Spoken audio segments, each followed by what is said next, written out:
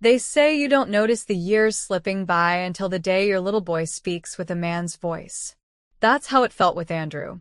One morning, I was packing his school lunch, listening to him rattle on about video games and his favorite cereal. The next, he was nearly 18, his jawline sharpening, his voice a soft baritone that startled me every time I heard it from down the hall. I'm Anna, 43. I like to think I've aged gracefully, blonde, fit, confident.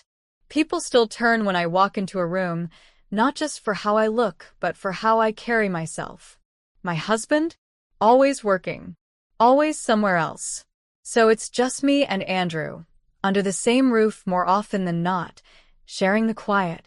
Lately, that quiet has changed. He's been distant, thoughtful in a way boys usually aren't.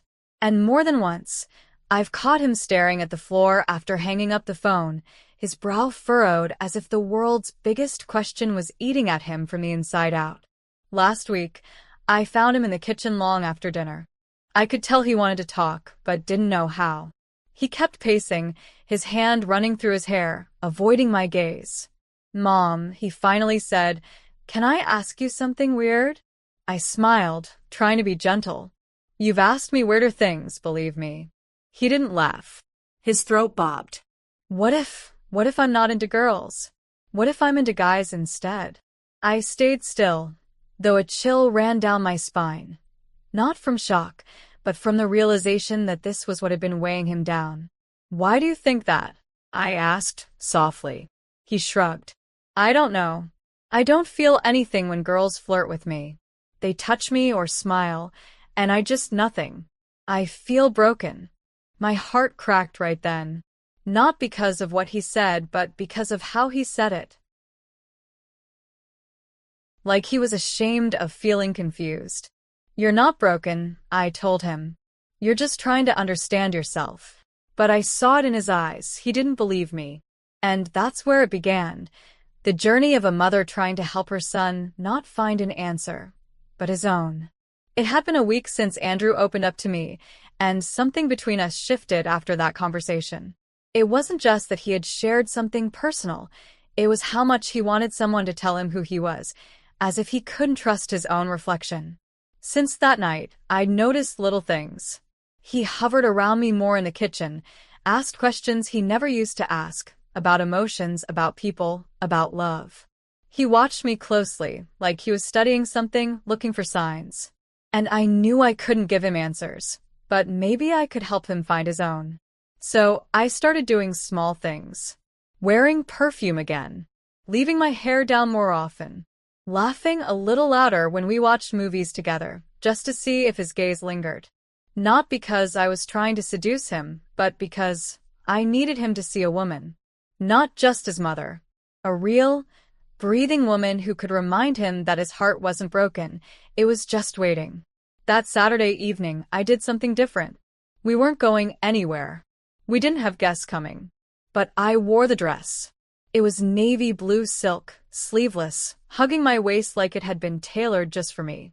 I pulled my hair into soft waves, stepped into my favorite heels, and swept on a touch of lipstick. When I came down the stairs, Andrew looked up from the couch and froze. His mouth parted slightly, like he was about to say something but forgot how words worked. I gave a small smile and walked into the living room, the click of my heels echoing softly in the silence. He blinked. "Are you going somewhere?" "No," I said. "Just felt like dressing up." "You look," he stopped. Swallowed. "Beautiful." "Thank you," I said, keeping my tone casual, but inside something fluttered. Not because I wanted his approval, but because I saw something in his eyes that hadn't been there before. Not confusion. Not shame. Just surprise. As if something in him had stirred, and he wasn't sure what it was. I sat down beside him on the couch, our shoulders not quite touching, the air charged. We watched a movie, some romantic drama he had picked without realizing what it would awaken. Halfway through, a kiss scene came on, slow, intense, emotional. Andrew shifted in his seat. I said nothing, but I felt it. The silence between us wasn't empty anymore. It was full of questions neither of us dared to ask aloud. As the credits rolled, I turned to him. "You okay?" He nodded slowly, then turned to look at me. "Really look." "I think. I don't know what I feel," he admitted. "That's okay," I said. "But sometimes, the body knows before the mind catches up." He gave a small laugh. "That sounds weird." "It is weird," I agreed, smiling. "But that doesn't mean it's wrong." He looked down at my legs, then quickly away, cheeks flushing. I didn't call them out. I didn't have to. I just leaned closer and said, "You're allowed to feel whatever you feel, even if it surprises you." That night, he didn't go to his room right away. He lingered in the hallway, eyes on the floor, shifting like a boy with too many thoughts and nowhere to place them. And I knew the space between us was changing, not in the way that scares people, but in the way that reminds them how fragile and deep human connection can be. Especially when it's born out of love, confusion, and the quiet desperation of trying to find yourself in someone else's reflection. The next evening, I planned ahead. Dinner was light. Conversation was easy. Andrew seemed more relaxed than usual, less guarded, as if some quiet inner pressure had eased. Maybe it was the way I'd spoken to him the night before. Maybe it was just time doing its gentle work. After we cleared the dishes, I suggested we watch another movie. This time, I picked it. "I want to show you something," I said, handing him the remote as I queued up a film from the old collection, one of those understated romantic dramas that most people forget existed, but which I knew could stir something buried in the soul. The kind of film that didn't rely on kissing scenes or obvious passion, but the aching, unresolved glances between a man and a woman who want each other but can't say it. Andrew looked at the title. "Never heard of it." "That's because it's not for boys," I said with a half-smile. "It's for people who felt something they didn't know how to name." He laughed under his breath, but didn't argue. I went upstairs, changed into another dress. This one a soft, wine-colored wrap that caught the light when I moved. It wasn't revealing. It didn't need to be. It was the way it clung to me when I walked that mattered. I added perfume. Just a touch behind the ears. When I came down, he looked up, then away quickly, but not before I saw the flicker again. We settled into our usual spots on the couch, the room dim except for the screen's glow. The film began, quiet, patient, aching. As it played, I studied him out of the corner of my eye. At first, he looked bored, but gradually something changed. His shoulders stiffened during a scene where the couple shared a slow, meaningful dance. Later, his fingers fidgeted when the woman leaned in close to whisper something that made the man's eyes darken. Not lustful, but raw. I watched his throat bob. Then I got up. No word of warning. "Where are you going?" he asked. "Just hungry," I replied, walking slowly to the kitchen. My heels clicked gently across the floor. I opened the fridge, reached in for a banana. When I returned, I didn't rush. I sat beside him again, peeled the banana, and took a bite. Calm, deliberate. Andrew glanced sideways. I offered it to him without a word. He hesitated, then took it. A small bite. His eyes didn't meet mine, but the space between us was charged. "You know," I said after a moment, eyes on the screen, "real connection doesn't always look like fireworks. Sometimes it just feels like your heart knows before your head does." He didn't respond right away. He held the banana in his hand like he wasn't sure what to do with it. Then, "Do you think you can be confused, even if you haven't tried anything?" I turned to him, letting my voice soften. "Of course. The body can be quiet for a long time, especially if the heart has been afraid to speak." His breath caught. I didn't press him. I just stayed there, beside him, the dress rustling softly as I shifted closer, close enough for him to feel the warmth of me, the scent of my perfume, the quiet steadiness of a woman who knew herself and wanted to help him know himself too. The movie played on, but neither of us was watching. We were listening to the silence, to the breath between words, to the invisible strings that had begun to draw us closer, not just as mother and son, but as two people standing at the edge of something they didn't yet understand. The room was quiet, except for the soft murmur of dialogue from the screen and the faint tick of the old clock above the mantel. I took another slow bite of the banana, partly out of habit, partly out of thought. Andrew was still beside me, his body stiff, his fingers pressed together on his lap.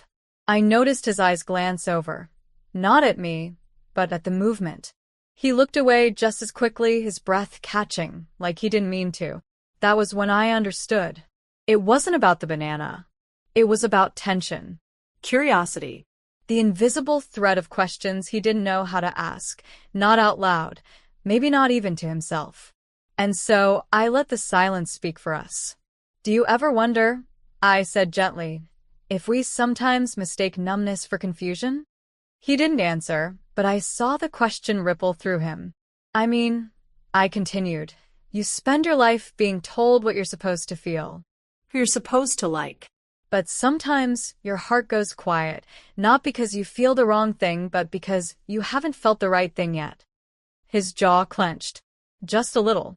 I reached for the remote and paused the movie. The still frame froze on a couple mid-embrace, nothing explicit, just intimate. Raw. Honest. "Andrew," I said, turning to face him, "can I ask you something?" He nodded cautiously. "When you imagine love, the kind of love that makes your chest hurt in the best way, do you picture someone touching you? Or do you picture someone seeing you?" He blinked. "That's the difference," I whispered. "It's not always about who excites you. Sometimes it's about who makes you feel real." For a long moment he said nothing. Then, his voice barely a whisper, "What if I've never felt either?" I swallowed, my throat thick. "Then maybe," I said, "you're still waiting for someone to reflect back what you've never dared to believe about yourself." His eyes lifted to mine, uncertain, searching. "You don't need to be fixed," I told him. "You need to be free. Free to ask, to feel, to not know." I reached out and touched his hand, light as a feather. Not in suggestion, just reassurance. "You are not broken, Andrew. You're becoming." And for the first time, I saw a tear slip down his cheek, not from shame, but from the release of finally being understood. We sat there like that for a long time. Not mother and child. Not answers and questions. Just two people, sharing a silence that held more truth than any word ever could. Andrew sat quietly beside me, his shoulders still tense despite the words we had shared. There was something so fragile about him in that moment, like he was unraveling at the seams and afraid of what might be underneath.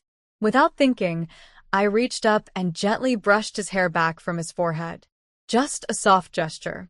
The kind a mother makes when her child is hurting and can't find the words. He didn't flinch. If anything, he leaned into it. "You always liked that when you were little," I said softly. "Whenever you couldn't sleep." He gave a small laugh, but it caught in his throat. "I remember.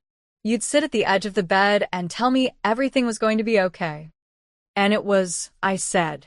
Eventually, my fingers moved through his hair slowly, comfortingly. I thought it might help calm him, but then I felt it. A small sound, almost like a sigh, or relief, or something more. I froze for a split second, unsure. Andrew sat very still.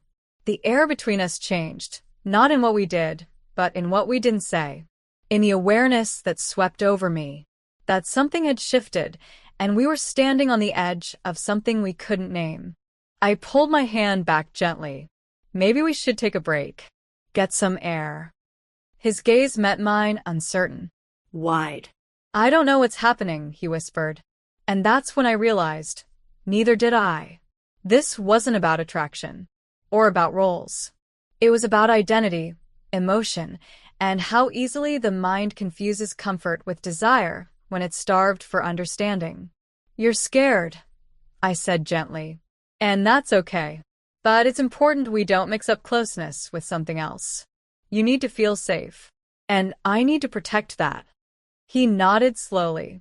I didn't mean to. I didn't. I know, I said. You're trying to feel something, anything, that tells you who you are. And I understood that. Deeply. Sometimes love feels like warmth, and sometimes it burns when it shouldn't. But knowing the difference, that's what matters. So I stood up and extended my hand. Come on, let's walk. Let's clear our heads. He took my hand, and together, we stepped out into the cool night. Not because we had answers, but because we were brave enough to keep asking the right questions. We stepped